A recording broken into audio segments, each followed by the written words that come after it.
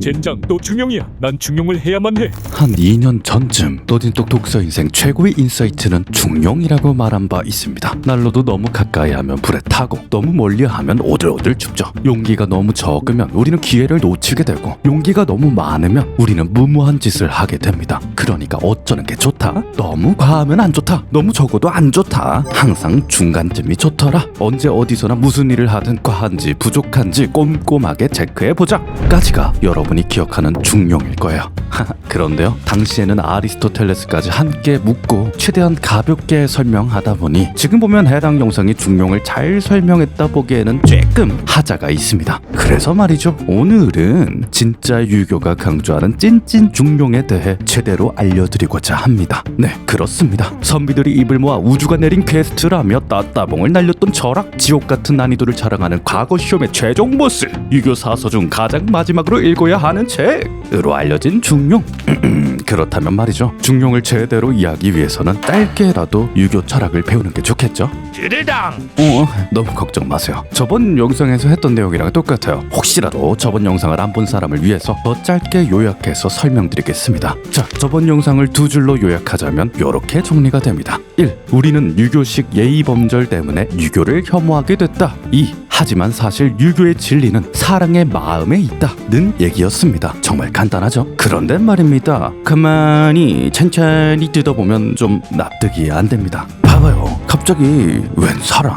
뭐랄까, 사랑하는 마음을 대체 왜 진리로 삼는지 좀 이상하게 느껴지기도 하고요. 왜 사랑을 하라는지도 이해가 안 가고 뜬구름을 잡는 것 같기도 해요. 뿐만 아니죠, 지난 영상에서 저는 유교의 진리가 인이기 때문에 시대가 바뀌었으니 얘도 바뀌어야 한다고 말했었죠. 그런데 말입니다, 대충 들으면 뭐 그렇겠거니 싶은데 글자를 하나하나 따져보면 이상해요. 봐봐요, 시대에 따라 얘가 바뀐다면 인도 바뀌어야 하는 거 아닙니까? 그러니까 인이랑 얘가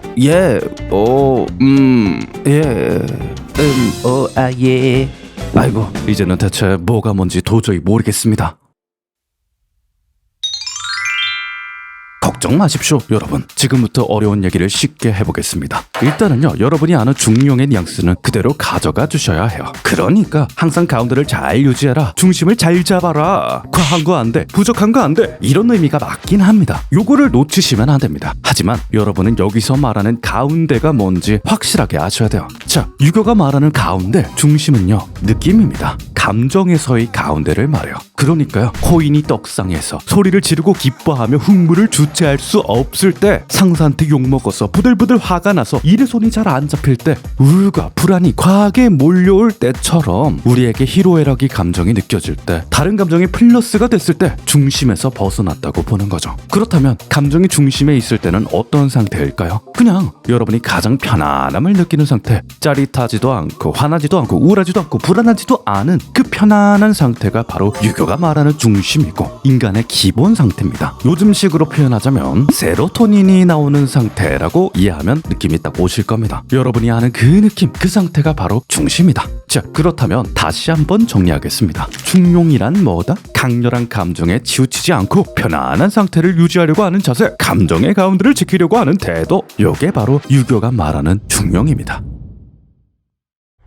그런데 말이죠, 중용을 처음 접한 사람이 흔히들 오해하는 게 뭐냐면요, 치우치지 말라, 중심을 유지하라, 편안해져라 같은 말을 그냥 가만히 있어라, 상태를 유지해라 같은 뉘앙스로 받아들이곤 해요. 하지만 그렇지 않습니다. 사실 마음의 중심을 지키려면요, 대체로 열심히 해야 해요. 움직여야 돼. 봐봐요, 여러분, 아무것도 안 하고 밖에도 안 나가고 침대에 누워만 있으면 중용일까요? 아니죠. 아닙니다. 오히려 완전 반중용이죠. 잠깐이나 하루 이틀 정도는 몰라도 아무것도 안 하고 침대에 누워만 있는다면 10중 8구 당신은 편안함 대신 공허함을 느낄 테니까요. 그럼 뭐 어떻게 해야 중용인데? 그렇다면 여러분이 진짜 편안하려면 어떻게 해야 하냐? 진짜 중용을 실천하려면 어떻게 해야 하냐? 핵심만 말씀드릴 테니 잘 새겨 들으십시오. 제가 앞에서 유교의 진리, 유교의 궁극, 유교의 목적은 인이라고 설명했습니다. 그리고 중용은 쉽게 말해서 태도에 가깝습니다. 유교의 궁극, 인을 위한 태도죠.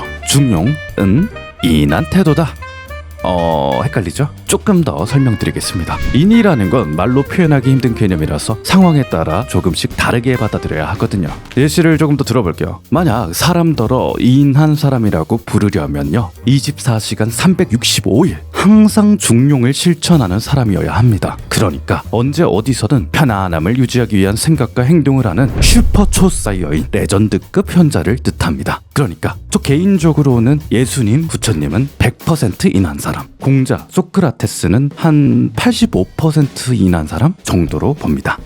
암튼 뭐 느낌은 대충 오죠? 인이라는 게 엄청나게 중요한 개념이다. 그런데 말입니다. 여기서 말하는 인은요, 한자로 적으면 요런 모양입니다. 사람에다가 이를 합친 모양, 즉 인간관계를 뜻하죠. 여러분, 제가 왜 저번 영상부터 인을 사랑이라 표현했는지 느낌이 오십니까? 네, 그렇습니다. 인간은요, 무조건 100% 가족들과 의지하면서 지내고, 친구들과 하하호호 재밌게 놀고, 동료들과 으쌰으쌰 협력하고, 여친 남친이랑 행복하게 데이트하면 반드시 편안해집니다. 이건 그냥 호모사피엔스, 인간종에 새겨진 데스티니죠. 누구 하나 가르쳐주지 않아도 고양이는 모래에다 응아를 하고, 소랑 염소는 풀을 뜯어먹고, 물고기는 헤엄을 치는 것처럼 인간들도 서로와 서로 간의 관계가 잘 유지되어 편안함을 느낍니다. 여러분이 며칠 내내 침대에 누워있을 때 공허함을 느끼게 될 가장 큰 이유도 바로 요것입니다. 다른 게 있나요? 사람을 안 만나니까 그래요.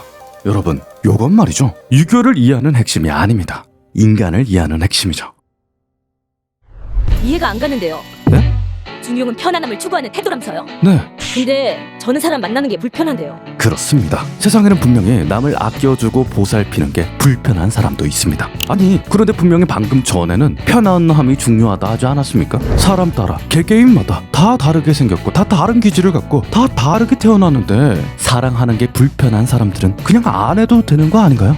네, 여러분, 정말 중요한 포인트입니다. 사람을 아무도 안 만나고 집에 틀어박히는 게 더 편안한 사람도 있지요. 맞습니다. 그런데 솔직하게 까고 말해봅시다. 그 편안이 제가 말하는 편안함이 맞나요? 세로토닌이 펑펑 나오는 기분 좋은 느낌이 맞나요? 절대 아닙니다. 그건 사실 편안이 아니라 불안이 적은 상태에 가깝죠. 히키코모리가 정의하는 편안은요, 실제로는 안전에 가깝습니다. 그들 역시 마음 깊숙한 곳에는 진짜 편안하고 싶은 마음이 있고, 그들도 마음속으로는 100% 안전 대신 사랑을 원해요. 다만 관계에서 상처받기 싫은 마음이 너무나도 크기 때문에 편안해서 도망치는 거죠.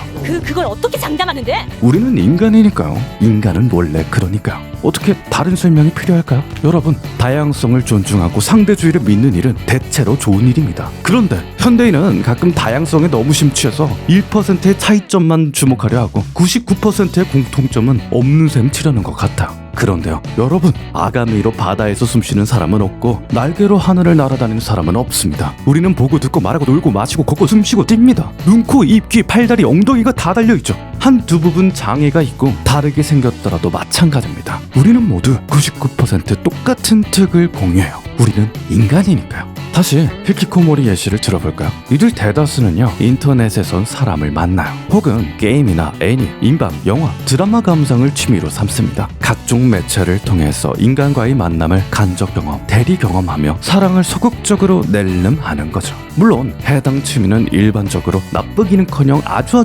유익한 취미지만, 인간관계를 겁나게 줄이고 취미에만 빠져든다면 당연히 부정적일 수밖에 없어요. 그래요, 도망친 곳에 낙원은 없습니다. 어차피 다들 체감하시지 않습니까? 화면만 들여다보면 진정으로 편안하시덥니까? 세로토닌이 나오덥니까? 그럴 리가요. 안전하라고 숨는 행동이 인간관계에 도움이 되덥니까? 그럴 리가요. 그럴 리가 없습니다. 심리학자 아들러가 괜히 인간은 안전을 추구할수록 불행한 삶을 산다고 얘기한 게 아닙니다. 괜히 안전을 두고 심한 정신병, 범죄, 극단적 선택, 매춘, 성도착, 알코올, 약 중독에 빠지는 모든 실패자들의 가치관이라고 강조한 게 아닙니다. 사람 만나면 상처받는데 어떻게 해요? 잉. 걱정 마세요. 디테일한 방법은 예전 나를 지키면서 남을 사랑하는 법 영상에서 알려드렸으니 해당 영상을 참고해 주시고요. 이러나 저러나 어차피 가장 중요한 첫걸음은 요겁니다. 내 마음을 솔직하게 들여다보고 본질을 순순히 인정하기. 무엇이 인간의 특인지, 내가 진정으로 원하는 삶은 뭔지, 어떤 마음가짐이, 어떤 철학이 나 자신을 편안하고 행복하게 만드는지 진지하게 따져보시는 거죠. 지금까지 내용을 요약하자면 다음과 같습니다. 1. 중용은 편안함을 추구하는 자세. 2. 편안함은 사랑할 때 나온다. 요거만 제대로 이해하셔도 유교의 본질을 관통하신 거나 다를 바 없어요. 생각보다 너무너무 쉽죠? 이렇게 쉬워도 되나 싶으시죠? 그런데 말입니다. 조선시대 선비들은 요 내용을 이해하기 위해서 십수년을 틀어박혀 공부만 했다고 합니다.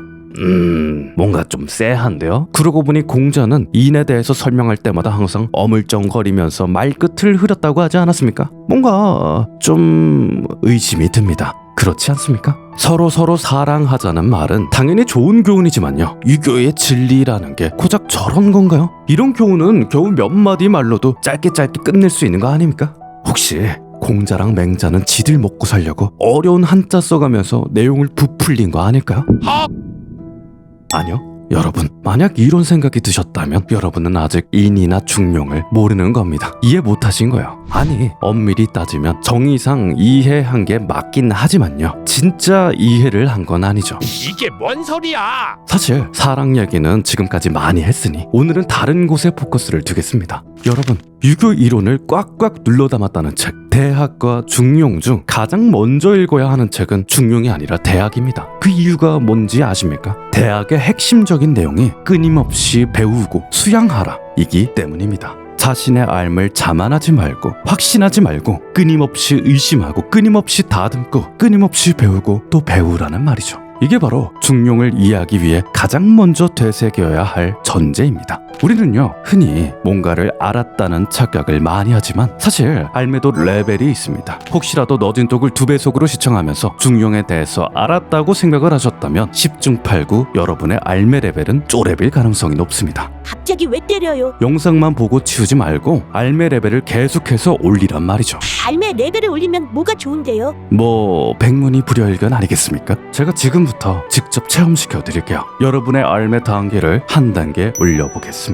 자, 여러분, 중용은 말이죠. 사람들한테 그냥 막 잘해주고 사랑만 해준다고 끝나는 일이 아닙니다. 왜냐? 각 상황 따라, 맥락 따라, 위치에 따라, 시간에 따라 우리의 가운데는 천차만별 달라지기 때문이죠. 그렇기 때문에 인간의 본질을 확실하게 알고 상황과 배경과 맥락을 확실하게 알고 나를 알고 너를 알아야만 진짜 중용을 할 수 있습니다.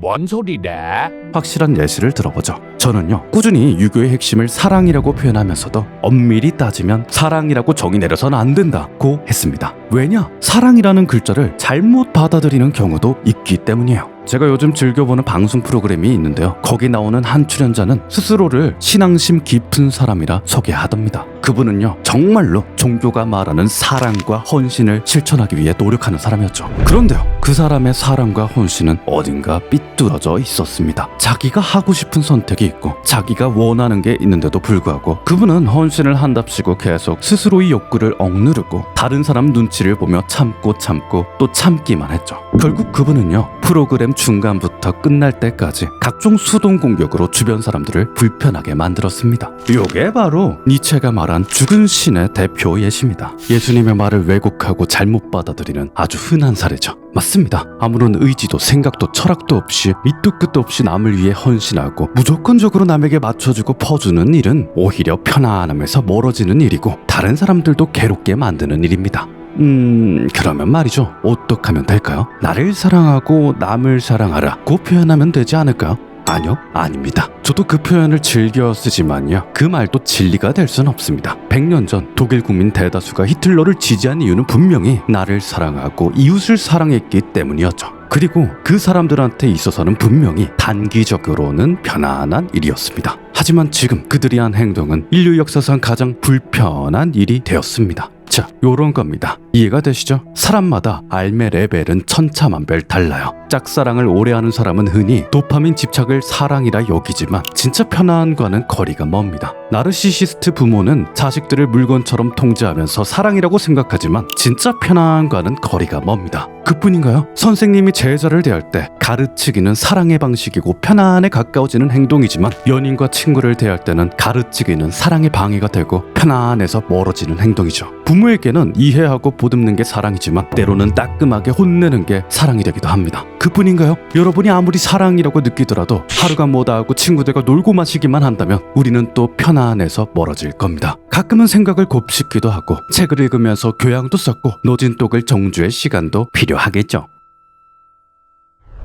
여러분, 당연히 말로 지식을 얻는 것만큼 배움의 효과적인 수단은 없습니다. 서로서로 사랑하세요 같은 말이나 마음이 편안하려고 노력하세요 같은 말은 누구나 몇 초 만에 듣고 누구나 몇 초 만에 이해할 수 있죠. 그치만요, 그 정도 이해로는 부족합니다. 알매 레벨이 너무나도 딸립니다. 왜냐? 우리 삶이 복잡하기 때문에, 정말 말도 안 될 정도로 복잡하기 때문입니다. 앞서 얘기 드렸듯이 같은 말도, 같은 규칙도, 같은 행동도 상황 따라, 맥락 따라, 사람 따라 다르게 느끼는데 어떻게 본질을 몇 마디 말로 이해하고 몇 줄짜리 규칙으로 이해하겠습니까? 여러분 보세요. 이번 영상도요, 몇 줄짜리 말로도 충분히 요약이 가능합니다. 중용의 참뜻은 뭐다? 맥락 따라 마음의 중심이 달라지기 때문에 알매 레벨을 의심하고 끊임없이 배워서 제대로 된 사랑으로 마음의 중심을 지키고 편안함을 느끼자. 요 세 줄이죠. 끝입니다. 그런데요, 여러분, 이 세 줄만 보고 몇 초 만에 치우는 A와 구구절절 5만 가지 예시를 든 너진똑의 설명을 들은 B가 어떻게 알매 레벨이 같겠습니까? 마찬가지로 이번 영상을 대충대충 듣고 치우는 A와 끊임없이 곱씹고 되짚는 B가 어떻게 알매 레벨이 같겠습니까? 그래요. 요약하자면요, 중용의 실천은 사랑입니다.